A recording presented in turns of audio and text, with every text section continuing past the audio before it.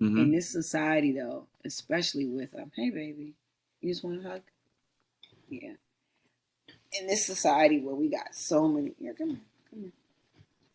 We got so many people that are so quick to like just point out your deficits. Like, oh, you got all this in your pocket, all this in your cup, or you don't have enough in your cup, your teeth are too yellow, your pecs are not peckable, or not impeccable, Not whatever impeccable. I like that. whatever the thing is that one can point out that just ain't enough. At the end of the day, it's only you. It's just you. It's you and your heart. It's you and what you want to leave behind.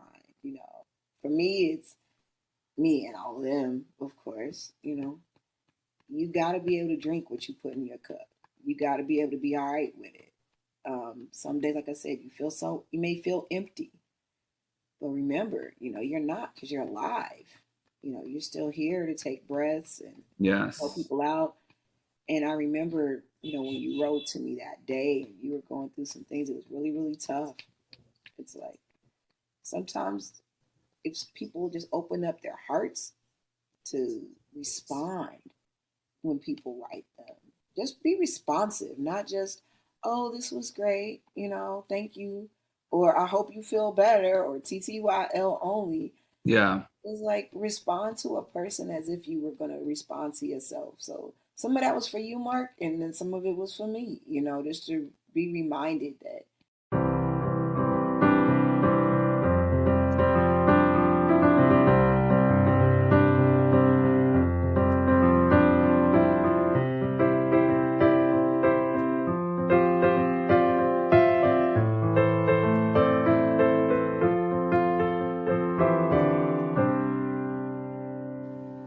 Let's have a conversation.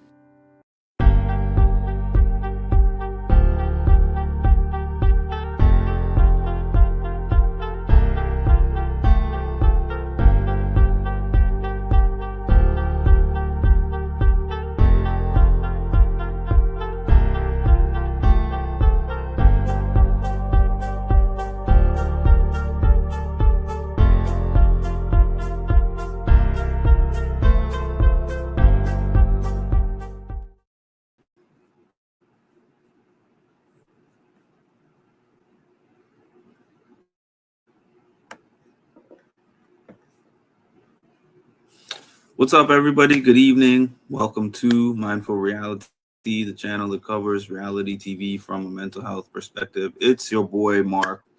I'm here and I have a topic. I'm going back to having topics again. I had a list of topics that I had written out. Funny enough, I don't remember where I wrote them. I can't remember if I wrote them down by hand or if I wrote them down in my phone, but it doesn't matter. If worse comes to worse, I can recreate a new list because I have endless amounts of topics that I can speak about.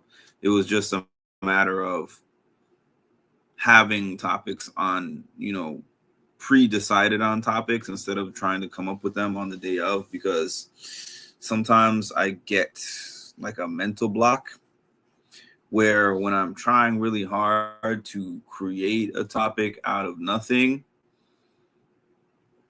I try to think of the topic and it's not coming to me. So I'm sorry about that. Yeah, so having the topics prepared before I start is a useful thing for me. Okay. Hi, Marshall. Hi, Ashley. And hi, Charicity. It's not in my notebook. That's the first place I looked. I thought it was in my notebook, but my notebook actually just had reminders for myself of things that I wanted to do. But for some reason, I thought I had put the details in the notebook. They weren't in there. So I know I wrote them down, but it must be in one of my note folders on my phone or something. But anyways, like I said, that's neither here nor there. Mindful discussion. Do I have to disclose my mental illness? Right. This is a topic that is very relevant to me, not as much now as it used to be, but I know that for some people it will be very relevant to you now. When I first got diagnosed with a mental illness, which was 2011, I want to say 2011. That was the first time I had ever been diagnosed with a mental illness. It was not the first time I ever saw a therapist. The first time I ever saw a therapist at all was in school. And I want to say it was like 2008 or 2009. And this is when I was in college.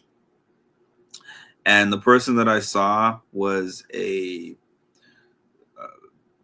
I don't know what, I think she was getting an LMSW or something. And, you know, in school, they have the school counselors, especially when you're in college. And they have those counselors that are trying to get their internship hours up because they have to do a certain number of hours before they can get their degree. So the first time, fun fact, the first time I ever saw a therapist was not relating to a diagnosed mental illness. It was relating to an issue I had in school. And the issue that I had was relating to somebody that I was dating. So I was dating this person, and I thought that in my mind, this person is the one at that time. I spent 3 out of the 4 years that I was at that college basically either with that person or like that person was the person that I wanted to be with, one or the other, right? So let me see. Should I go into the full story? I'll give a Spark Notes version of it because there's so much to it. There's so many different parts to it. But I met her in my sophomore year of college. And at that time when we had first met, I didn't have any specific interest in her. Long story short, I developed an interest in her over time, and then we started seeing each other. And then this one weekend, appreciate that, Ma. So this one weekend, her best friend from high school came to visit the school. And she introduced me to her friend. Okay, this is such and such. And me and the friend met and spoke, and we were hanging together as a group. And then for some reason, she had to leave, as in the one that I was dating. She had to leave and was like, oh, you two can hang out until I'm done whatever I'm doing. Maybe she was going to class or work. I can't remember what it was. But regardless of what it was, I was alone speaking to the friend, and the friend happened to mention a boyfriend, that person's boyfriend. And I was like thinking, is this a past boyfriend or what? But no, she mentioned a current boyfriend. And I think I asked a question or two about it, but I tried to be nonchalant. But I found out that this was somebody that she was seeing.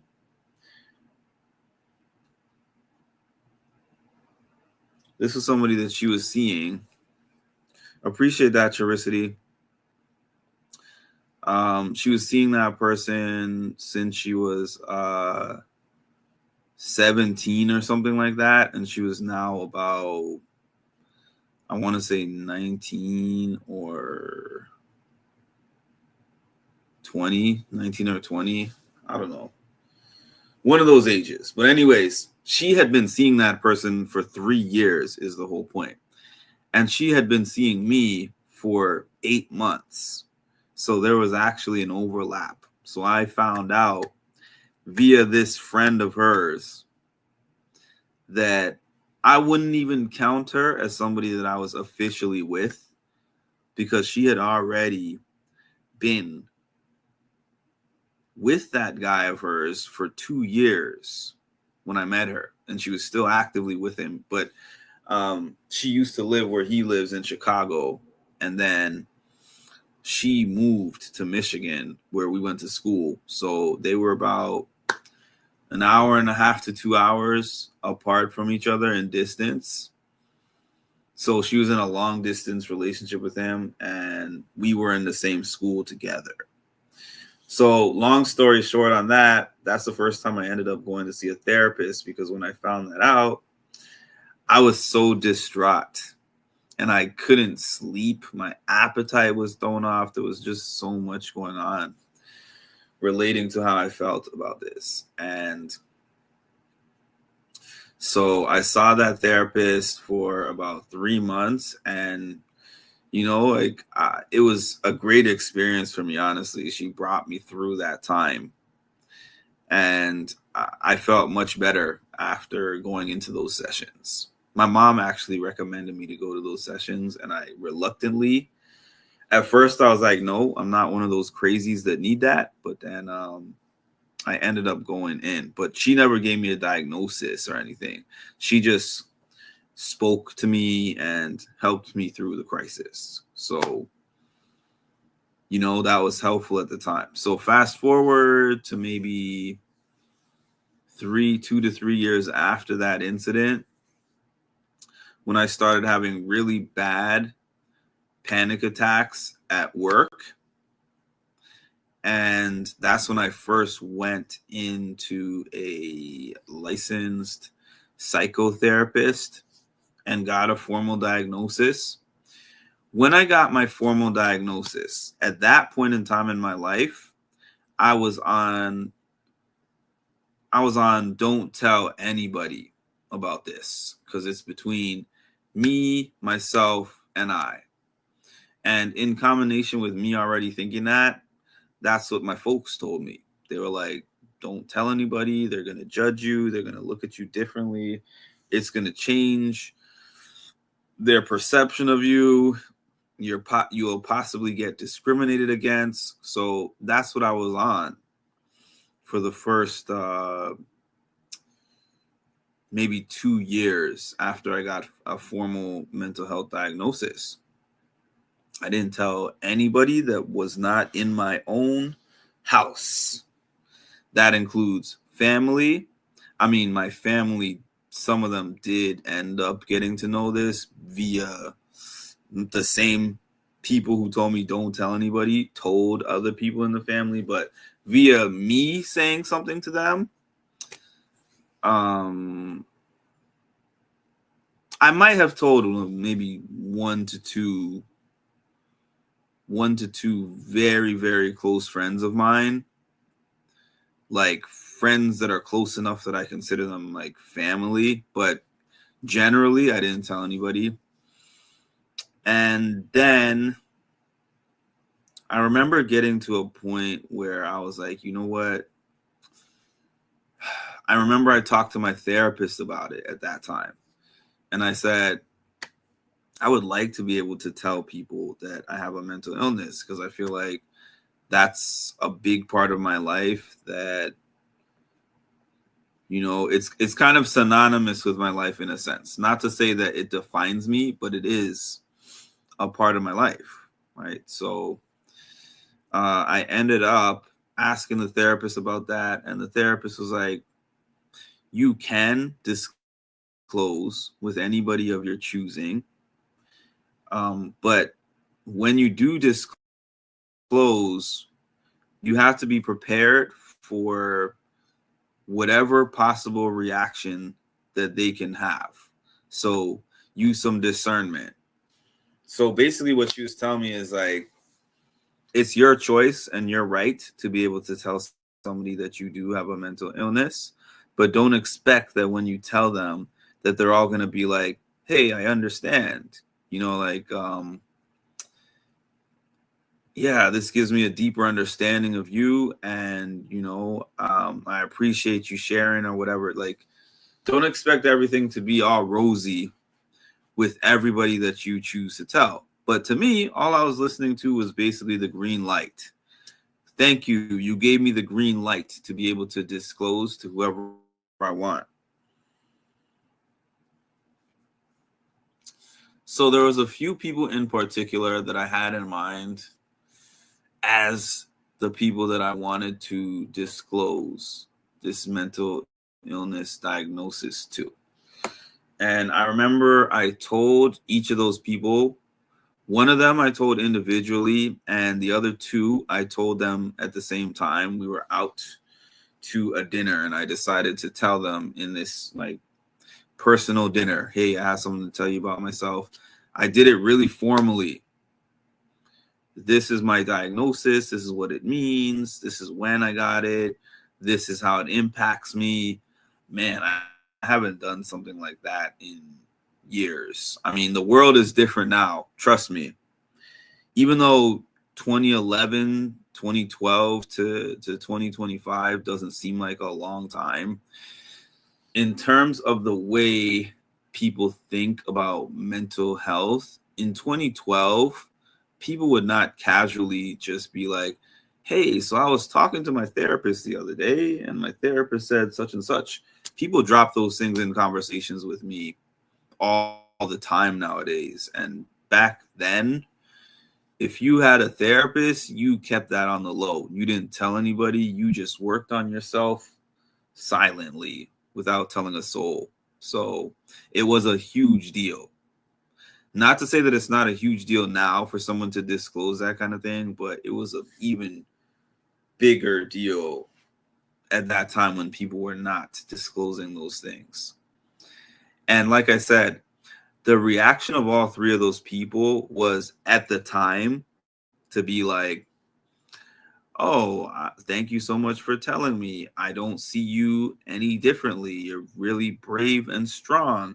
I can't believe that you go through those things, and I would never know it because, you know, you're such a strong, positive, uplifting person who helps others. And I didn't know that you had those struggles that you go through yourself. So in my mind, I was like, everything went perfectly well. I wish that I had done this a lot sooner. I think I probably even came into my next therapy session and told the therapist, thank you so much for giving me that advice. Appreciate you. I told these various people and it went excellent. Thank you so much. I'm sorry that was your experience. Mental health is very normal. Needs to be talked about more because it impacts so many people. It's a personal journey. I think everyone should be in therapy. There's still McJudgers out there. We're getting a lot better. Yeah, so I remember that first person that I told, though, so specifically, and I've told this story on my page before, but not everyone has heard it. That first person that I told in that type of formal way was a very close friend of mine at that time. And I recall telling her, and I remember her telling me everything that I just said. You're so strong and brave, and thank you for sharing that with me, blah, blah, blah, whatever she said. And then I remember we had an incident, totally unrelated to my diagnosis, totally unrelated to anything I'm talking about right now. The incident, to summarize it, is me and her were having a conversation. And a matter of fact, she initiated this conversation about another person, about a guy, actually. So she was talking to me about this guy. And she was telling me how this person really persistently pursues her. And she finds it weird and creepy and all this other kind of stuff that she was telling me. And we were joking about it. You know, like she brought that conversation to the table. She said what she had to say about it, and I said what I had to say about it. I was contributing to the conversation, right? So the next thing you know, a few days later, that guy that she was talking about confronts me and starts asking me, why did you say this, this, and this? And I'm sitting here saying to myself,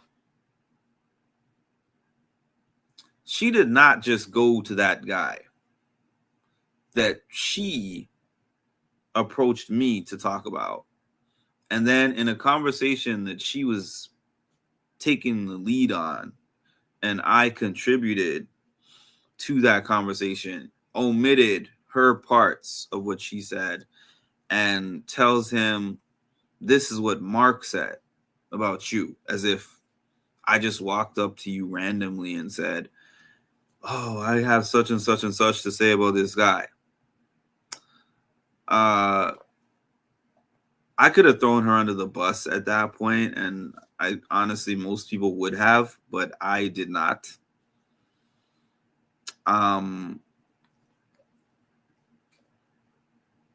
I just didn't really, I don't remember what I said to him, but I did not throw her under the bus in that sense. Thank you for the super sticker. I can't really see. Thank you for the super sticker, Ashley. I can't really see the goal. Let me see. I'm pretty sure we're at 3 if all those counted, which they should. I should be at 3 out of 5. But I put it for half an hour and I started this late. So it is what it is with that. Yeah. So anyways, just to not forget my story.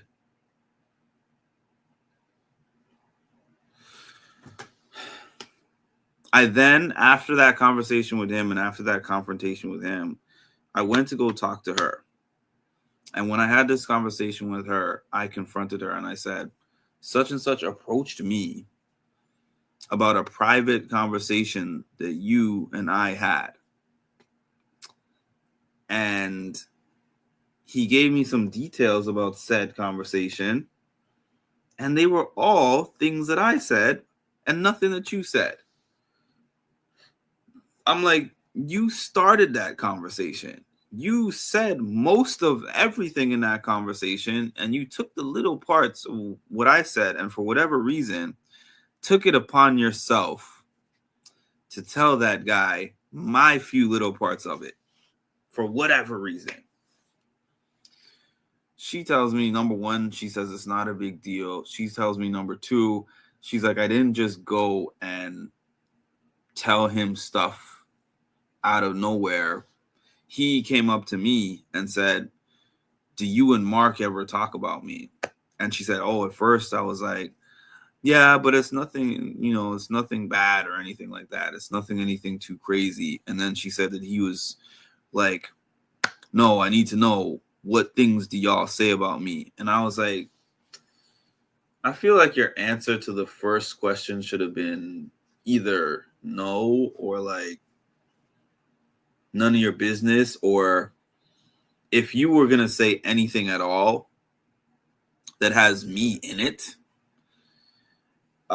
especially if you're going to bring up a conversation that you started, it should be like, I said such and such and such to Mark, not he said this and this and this to me, because like I said, I didn't even start the topic. I didn't even start that conversation. I was really just listening to her and giving her feedback on what she was telling me. So the response to that was just so like, I don't care what you're saying, that I was really pissed.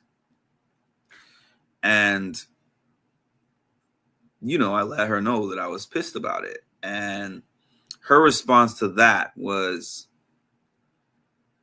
are you okay? She said, did you take your bipolar medications today? And that was a dig at me exposing to her that I had a mental illness.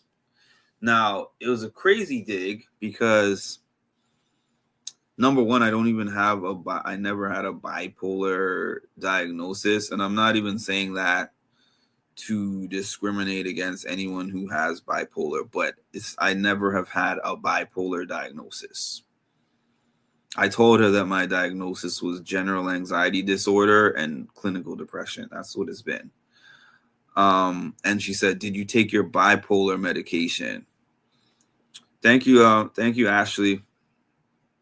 So she told me, "Did you take your bipolar medication?" And I was furious at that point. And at that point, I'll be honest, I was just looking for a fight from that point. From the point that she said that, I saw red and I let her know. I just lit her up. I was really mad and I just lit her up.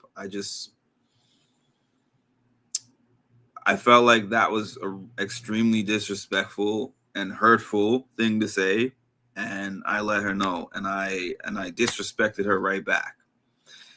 And then I left that conversation because of my character and because of who I am, feeling bad about my response to the thing that she said to me. And then I remember I had my next therapy session not too far after that. Hi, Brian. So I remember speaking to the therapist and telling her an explanation of that whole thing. And really, I was so early on from getting that diagnosis that I actually remember I said to the therapist, I was like, did my mental illness make me say this to this person? Like, was I having some kind of an episode? Honestly, this is what I was thinking to myself. Was it some kind of an episode that made me so angry, that made me react to her that way? And I was like, I hate having this mental illness and the things that this mental illness makes me do. And I remember the therapist was like, she said, in transparency, I don't have a diagnosed mental illness. And she was like, given the details that you gave me of what happened and what you said and what she said, I would be just as angry as you are with what she said. She said, you being angry was not because you have a mental illness. You being angry was because you had a personal, private conversation with her, and actually one where you were pretty much supporting her, and she extracted parts of what you said to her without any of her parts and gave this to the party that she was talking to you about, as if you just brought that up and now created this conflict between you and this person that you did not have a conflict with. Then when you approach her in a calm, respectful way, she asks you, did you take your bipolar medications today? And she gaslights you and acts like you have no reason to be upset. So that was just the perfect storm of things to piss you off, and it would piss anybody off. She said a common thing that people try to do, or a common thing that people do, is to blame their diagnosis on human behaviors.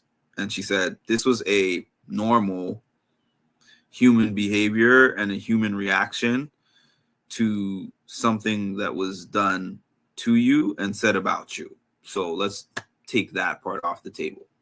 She said, because of who you are,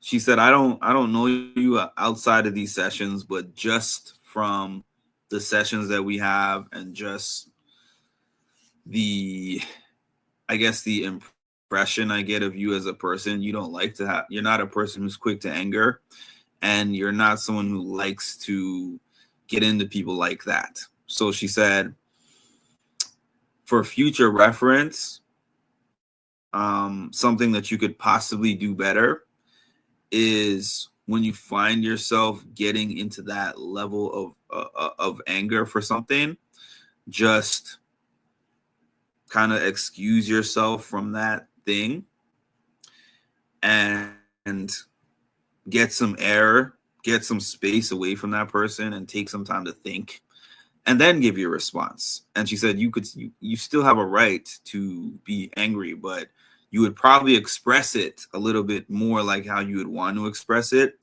if you let the pot cool instead of like responding immediately while the pot is at a full boil, basically. But she said in that instance, you were human and you had a human reaction, and don't regret the way that you reacted, because it was just an in the moment reaction and it was justified. Very sorry about having to leave so soon, but I'm half asleep. Nighty night, insomniac. Leah, Cowboy is here. I didn't see.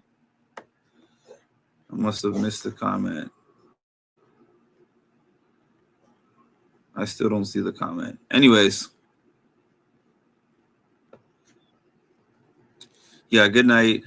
And what? Yeah. So that was her response to that, and then secondly, oh yeah. So the point of that was this is the first person I had ever disclosed about my mental illness to. So I felt so hurt and sad about the fact that she threw it in my face in that kind of a nasty way. And I also said to the therapist, I was like, I thought I did a good thing by disclosing to one of my closest friends. 1 second. BRB.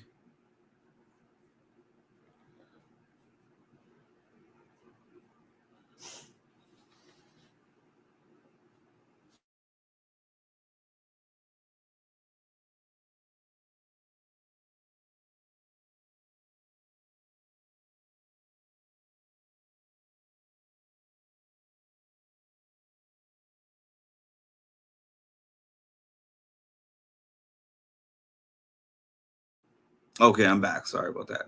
Yeah, so I thought I did a good thing. Oh, I thought that she was talking about Cowboy Caps, I think his name is. Um yeah, so I thought I did this really good thing by disclosing to this friend about my mental illness, and I thought that it brought us closer together, and then at the first chance she got, she threw that in my face, and then I felt stupid, like why did I even tell her? And the therapist was basically like, remember when I told you that you can tell whoever you want, but not everybody is going to respond in the way that you would like for them to respond. And she had also told me that it not potentially, it is definitely, no matter whether they respond well or whether they respond poorly, it's going to change the dynamics of your relationship forever. And it did. So she said, clearly this person has showed you that she can't handle that information because she took one of the deepest parts of your soul that you shared with her. And at the first chance she got, she threw it in your face and used it against you. So she said, for that particular person, even if you do choose to remain speaking with her, if I were you, just to protect yourself, I would keep those topics with her more casual, more lighthearted, and very light on the personal information, because clearly, that's not a person who took that information and protected it. She actually used it against you in some sorts. So that was very disappointing. And I remember waiting some time to disclose again. And like I told you, the other two people who I disclosed in a dinner,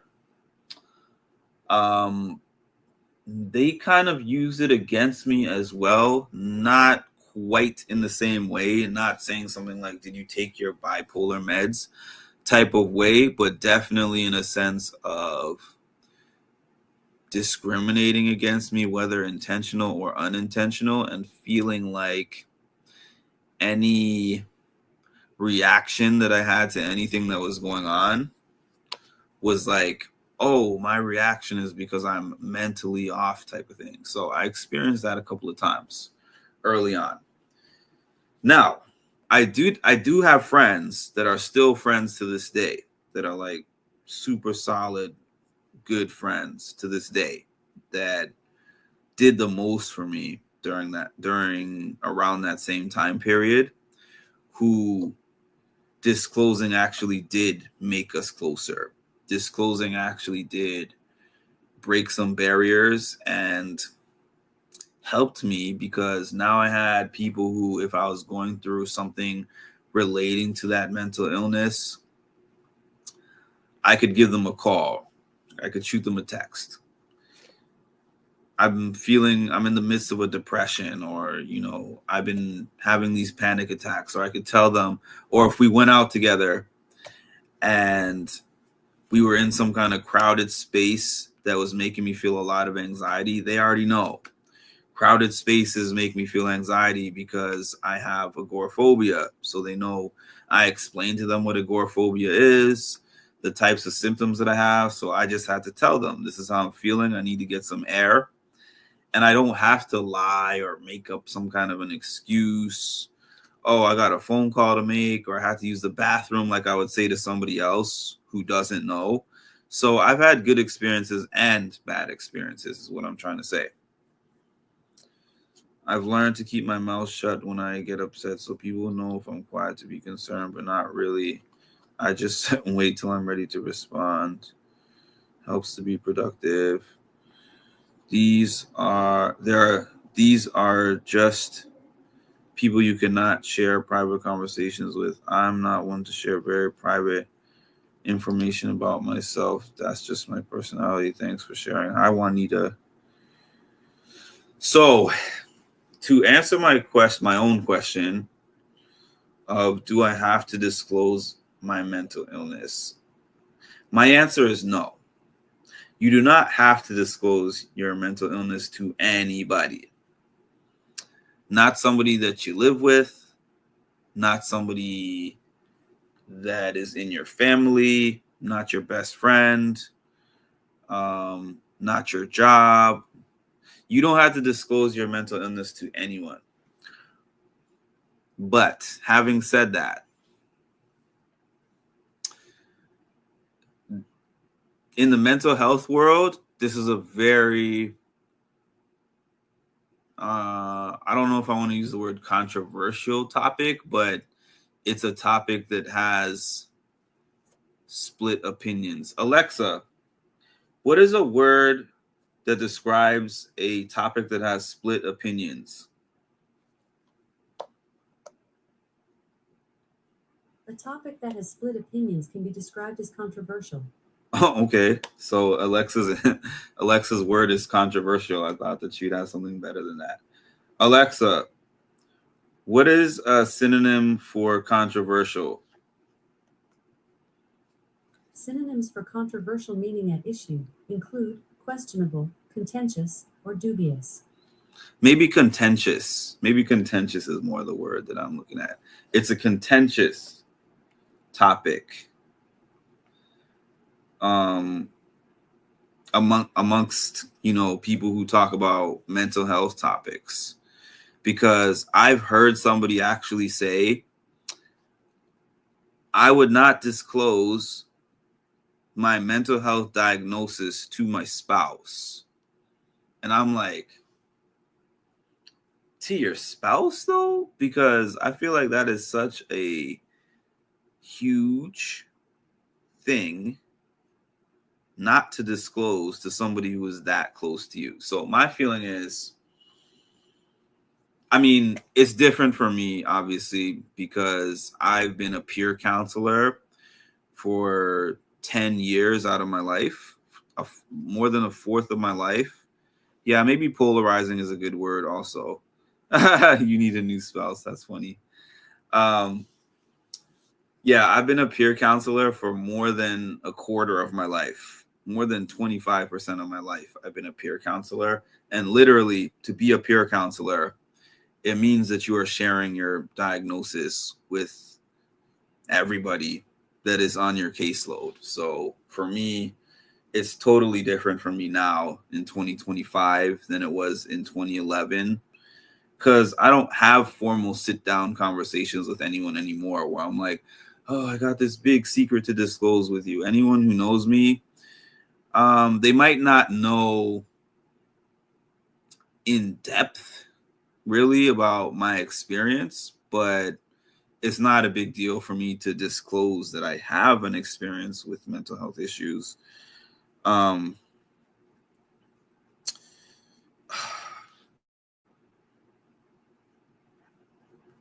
there's a reason that you don't feel comfortable telling your spouse. Yeah, so some people feel like, okay, I don't have to tell anybody. But my thing is, I think that for anybody who has some kind of mental health diagnosis, I think that it is important for you to have some people that you can disclose to.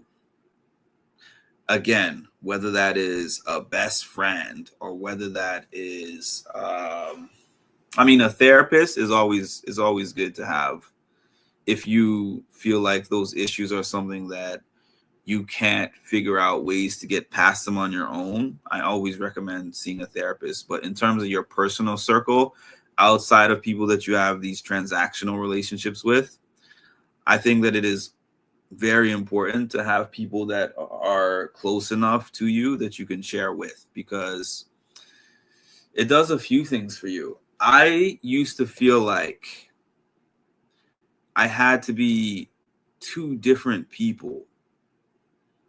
I used to feel like I was living this double life because there was a whole group of people that had no clue that I had any kind of mental health issues. And when I was around them, I would work really hard to put on that act. And if I was going through like a deep struggle with something where it was really impacting me, I would just make myself scarce. All right, so I can only hang around these certain people when I don't have heavy things going on. I can only talk to them when things are going well in my life. And so I'm only going to come around during the times when it's sunny and bright outside with no clouds in the sky. Then I had this other group that I talked to about mental health only and mental health issues. And this was the group that I met through going to therapy and going to, therapy groups and stuff like that. So I'm this person half the time and I'm this person half the time. And it was like this weird juggling act that I didn't like. And then I got to a point where I said to myself, this is just me personally. I was like, I don't want to be these two people because I'm not two people. I am one person who goes through ups and downs. I'm a person who has these diagnoses that I got in a therapy room, sitting in a chair, but the diagnoses are not the definition of Mark. Mark is a lot of things. Mark is a musician, a public speaker, an athlete, a son, a brother, a lot of different things, an entrepreneur. And he has a diagnosis of X, Y, and Z, but I've always made it a point, not always, but once I got to the point of deciding to become a peer counselor, I made it a point to not lead with those things. So I even encountered in some work experiences where because I didn't lead with those things, clients were communicating to me that they experienced this, that, and the other, and they were like, but you wouldn't get that. And I'm like, what makes you think that? Well, look at you. You're all put together. You have a job. You spend all your time boosting up other people, whatever. And I'm like, no, I actually do have a formal mental health diagnosis. I just don't let it deter me as a person. Hi, Janet. Long time no see. Hope you're doing well. You need that support, and I think it's important that the people you are the most in communication with, it's beneficial. Yeah, that's exactly what I'm saying. I think that the people that are the closest to you in terms of your inner circle, it's important that they know. Now, disclaimer about that. I gave you those examples of disclosure going left just to be realistic, because I'm always real and I'm always realistic with everybody. It's possible that you can tell somebody in your inner circle about your diagnosis, and it's possible for that to change your whole relationship and for them not to be in your inner circle anymore. It's the truth, because it happened to me. It happened to me a few times. So before you disclose, and this is something the therapist told me, you have to weigh all the pros and cons of what that disclosure might do for you. So you could sit here and say, okay, I want to tell Jack and Jill about my mental illness. And you sit here and you're like, I'm such good friends with Jack and Jill, but I feel like there's times in my life when I'm going through certain things and they don't understand because I haven't provided them that context. So I need them to understand the context in a proper way. And so I think that the potential benefits are that now when I'm going through things that are relating to that mental illness, Jack and Jill are now going to have that context and to know I didn't do anything to him. This is kind of his baseline in a sense, like he has these peaks and valleys related to this mental illness. And I don't have to overreact when I see him withdrawing or, that kind of thing.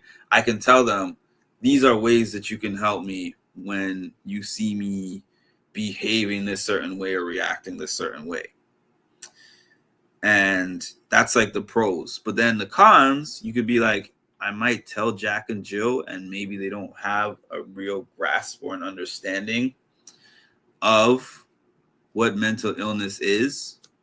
It might be something that they stigmatize. It might be something that they look at me as different or damaged, or it might be something that they use against me at some point in time. And it might impact our friendship. So you sit here and you weigh out the pros and the cons. And if you think the potential pros outweigh the cons, think about it really well. Write it down if you have to. Talk to somebody you trust. Talk to a therapist if you have to. And then just go for it. And then let the chips fall where they may. But I definitely don't agree with the thing about not telling a spouse. That's crazy to me. Ambien kicking in, Big Chief Cowboy out. See you later, Marshall. Have a good night. My good friend is bipolar, and we live together. Sometimes I'd come home, and he was so fun, and other times he was crabby and shoved himself in the room till he felt better. It drove our friends nuts. Awesome. Glad that you're doing awesome, Janet. I love that he communicated it to me, and I supported him with both ways that he felt.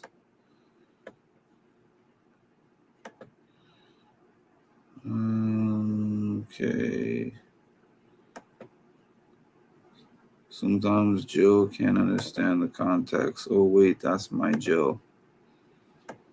Yeah, so you just have to be able to live with the results. Now, in the case of that friend, right, the first one that I told in a formal way, I actually, in the immediate aftermath of that incident, I wished that I had not disclosed to her. I said, man, we had a really tight, close friendship going on.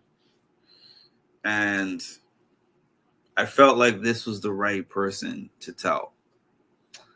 And then I told that person, and it backfired on me big time. But in retrospect, I don't think that I did the wrong thing by telling that person. That person was like, at that time, this was like a best friend, like a very close friend at that time.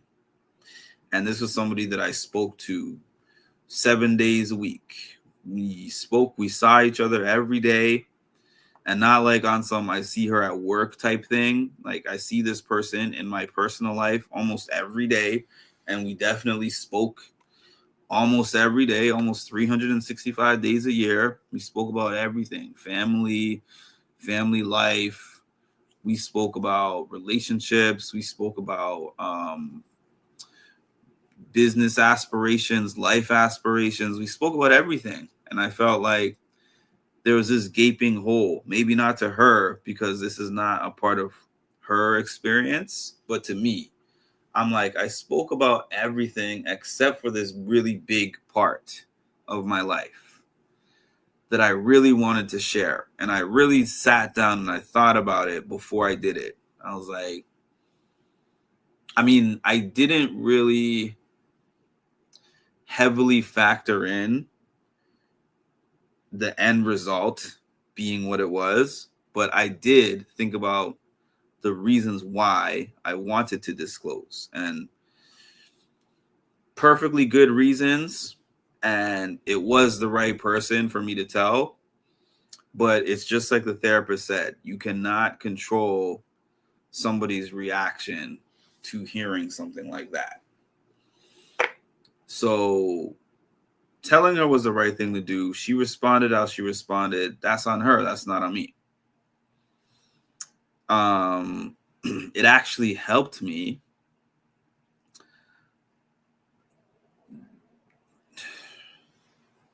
I'm trying to think of how to word this. It helped me in a couple of ways. It helped me with some personal growth to really just understand the potential reactions that somebody might have, even someone who's close to you, to speaking about something like that.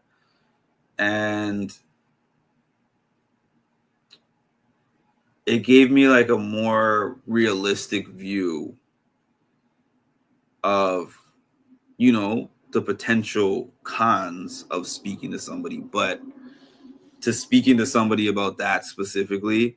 But it spared me, because who wants a friend like that in your corner anyways, to tell you the truth? Because to me, telling somebody that you have a mental illness is no different than being like, I have autism, or I'm battling with cancer, or I have multiple sclerosis, whatever it is. I feel like it's no different than that. I think that if you really love and care about a person, even if certain things about them are hard or difficult to understand, or even different about them, because you love them at their core, you're going to do your best to try to understand them, and especially you're going to protect those things that they tell you. There's things that people have told me over the course of my life. Listen, I always say that whenever I go, hopefully there is no technology that exists that can extract the things that are in this brain. Because there are so many things that are in this mind that will never come out of this mouth. There's people to this day that were super tight and close to me and next to me and right there in my inner circle that I would probably never talk to them again in life. But if you ask me about them and the things that I knew and know during the times that we were close and the times that they shared things with me, I'm not going to tell you. I'm going to just act like I don't know. It's not for me to tell you. There was a time when we were close. And during that time is when you chose to disclose those things to me. And I'm not going to disclose those things to anyone else. It is what it is. But not everybody is built like that. That person that I'm talking about was not built like that.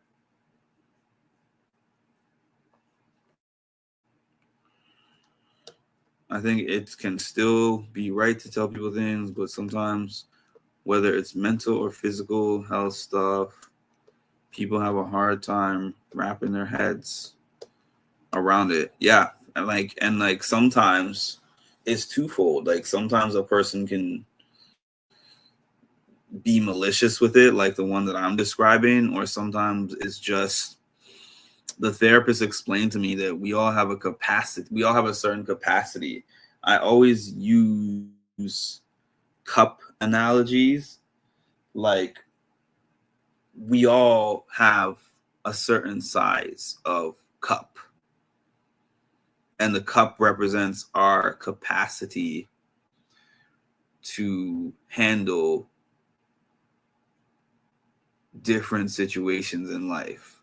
Some of us get a really big cup, and some of us have a really small cup. So for those of us that have the smaller cup, you telling them about your big issue, pouring into the cup, and the cup just overflows and spills all over the ground. Now, somebody else might have like a big cup, a big capacity. Have you ever had those people who it feels like when you go to them, they have an endless capacity to help you with your problems? Like you go to somebody and you're like, every single time I'm like, I have this big thing going on. They're like, lay it on me. I'm going to try to help you. Like, let me give you some advice. Let me try to comfort you. And you're like, wow, this person always has this big capacity to help me through the things I have going on. Whereas this other person, they got this little cup. As soon as you start pouring into the cup, even a little bit, they're done. Like, I'm sorry, but I can't listen to this. It's triggering me. I had a person tell me that regarding, this is when my dad was sick and he was still alive. And I remember I called one of my friends, not actually to even talk to her about my dad, just to say hi because we hadn't spoken in a while. And she didn't pick up the phone. And then she texted me as a response and said, "Is everything good?" And I responded and I was like, "Yeah, everything is good. I just wanted to see how you were doing." And she was like, "I got to be honest with you. The reason that I didn't respond is because I thought that you were going to talk to me about one of your depressing problems." I was like, "Oh, So clearly we're not friends for real.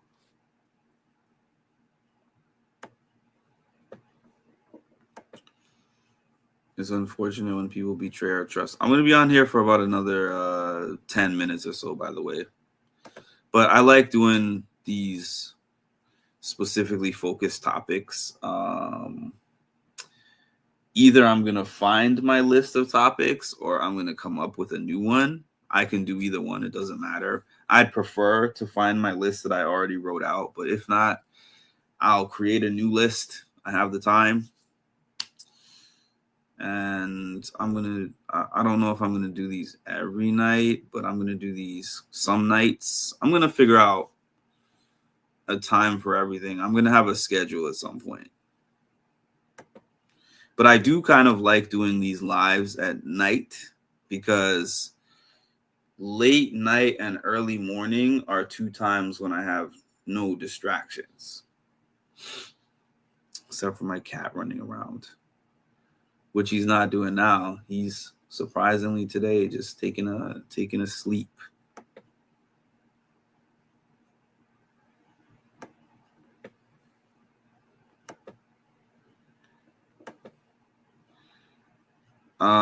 Yes, if you had not done so, hold on.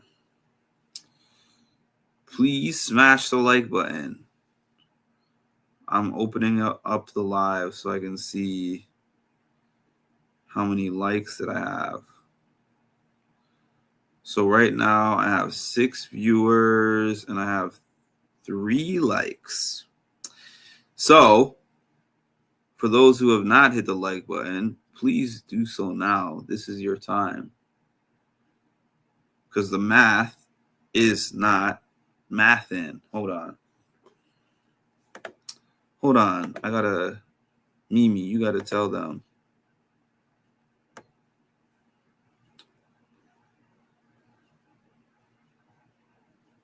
You gotta tell them.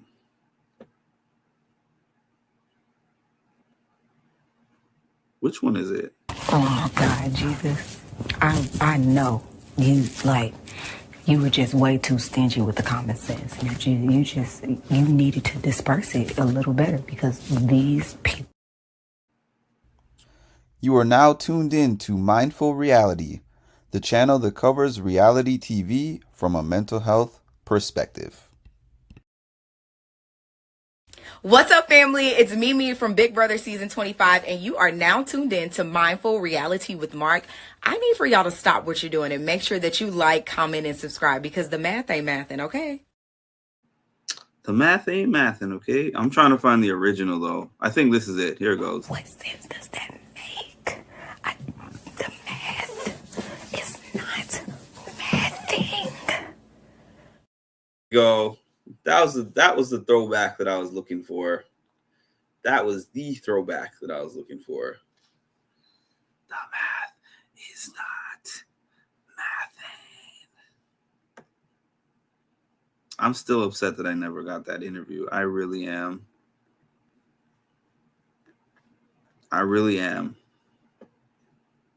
Shout out all my dogs at the crib.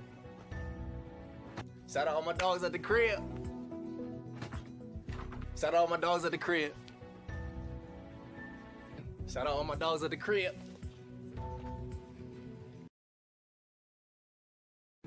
Shout out all my dogs at the crib.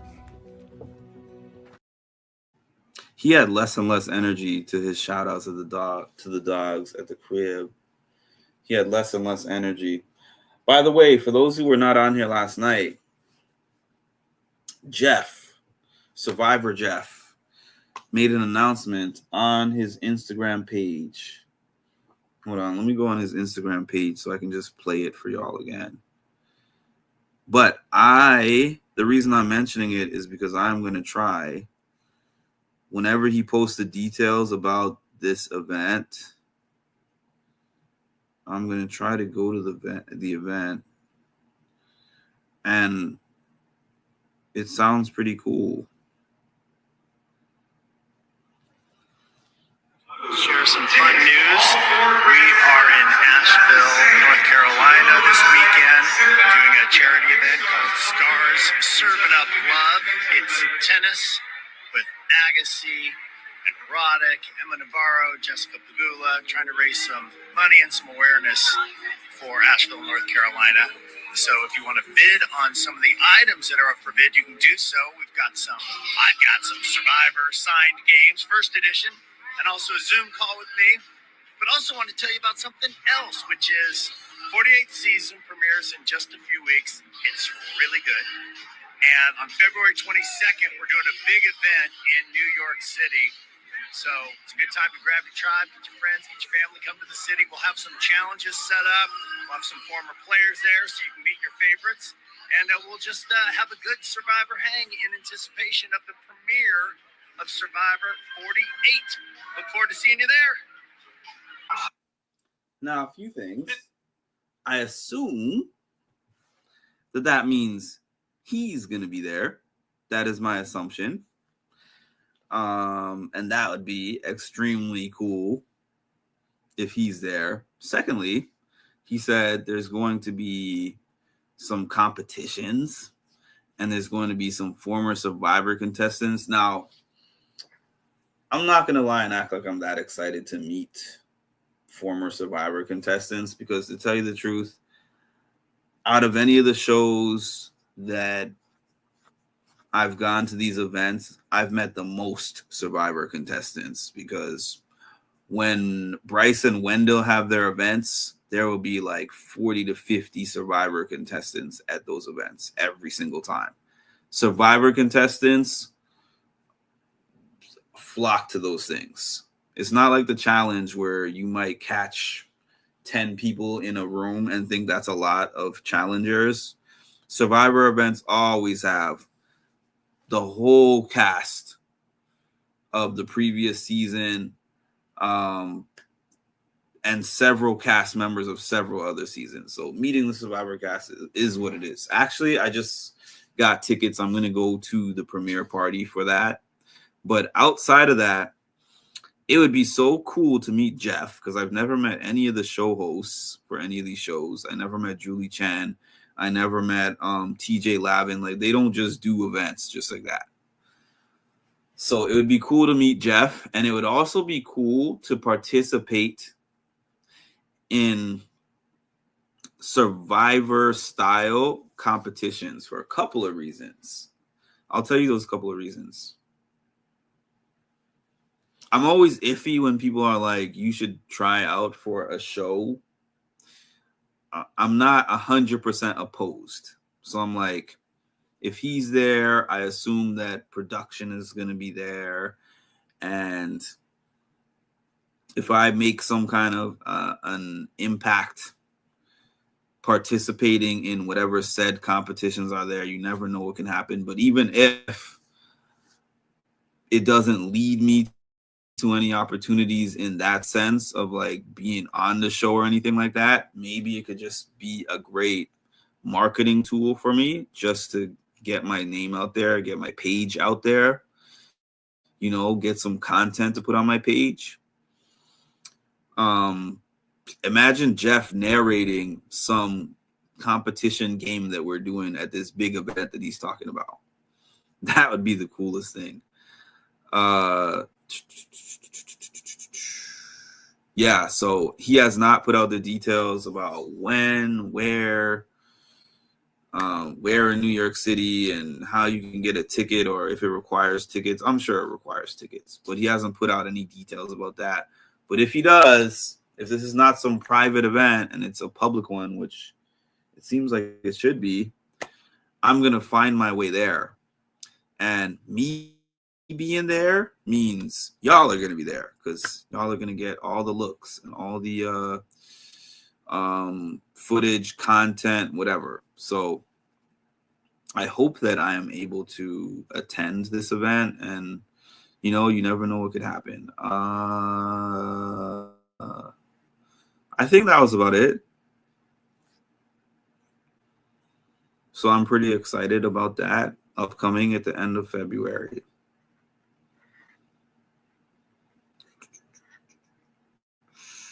All right, everybody. I'm not really getting sleepy, but I only had intent to be on here for about 30 minutes. I've been on for an hour and 17.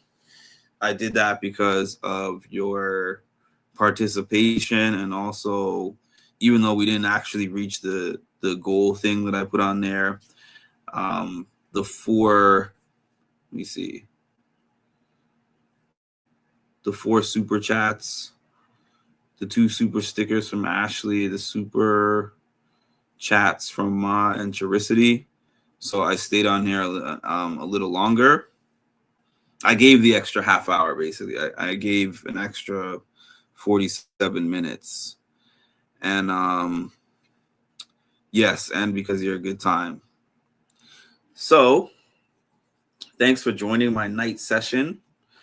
I don't know if every night session is going to be a topic, because I understand that I only have a select group usually that gets on here at this time. So it might serve me better to do these topics more like 8 p.m. or so Eastern, or maybe I'll alternate. Maybe half the time I will do the topics at this time for the night owls, and the other half of the time I'll do the topics earlier for the early birds. I'm still in process of recalibrating what I'm doing for the page, so nothing is really set in stone just yet. I'm just testing out different things at different times, and then once I have a solid idea of what works best for most people, then I'm going to try to roll out a schedule for y'all so I can be here at a consistent time, so that not when I say a consistent time, I don't mean one time. I'm not going to be like Monday night, 8 p.m. This is every time, every week I'm going to be here Monday at 8.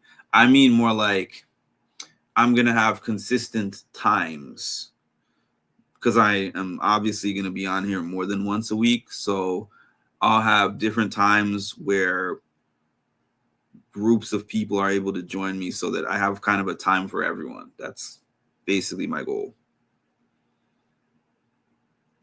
Appreciate that, Charicity. All right, so for everyone out there, please make sure to like, comment, and subscribe, and hit the notification bell to get notified of when I drop some more great content. I slid in the DMs of Sam from the Circle. She was a really big fan of Jill Scott, so I had to lie and tell her that I was Jill Scott so that she would be willing to get to know me. So somehow, some way, she agreed to meet up with me as Jill Scott.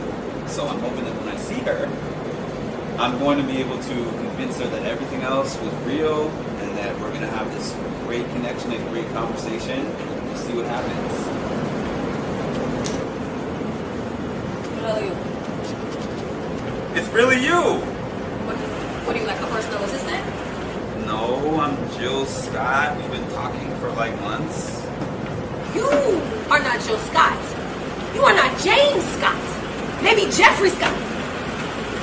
You mean you're the person I've been talking to all these months? Are you playing right now? No, everything else that I said was true. It was just that one part. I promise you. So you mean telling me, season 5 winner of the Circle, Sam, putting stuff together smart, and I fell for this? You're dumb. And I'm out. Been real. See you later, Jeffrey Scott, Jeffrey, whoever you are. Absolutely. You're just gonna leave? I'm out of here. It's been real. Call me. Never.